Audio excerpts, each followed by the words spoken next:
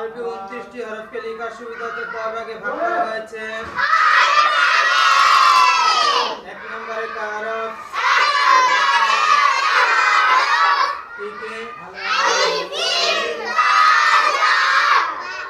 চার নম্বরে কা হরফ কি কি?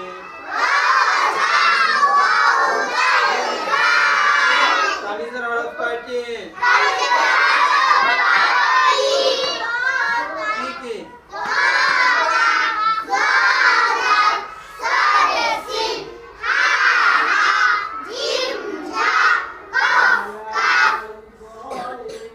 আপনি কি 13 আরবের নকশা বলতে পারবেন?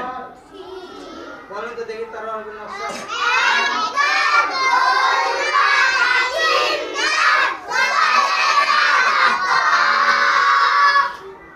9 হরফের নকশা বলেন তো।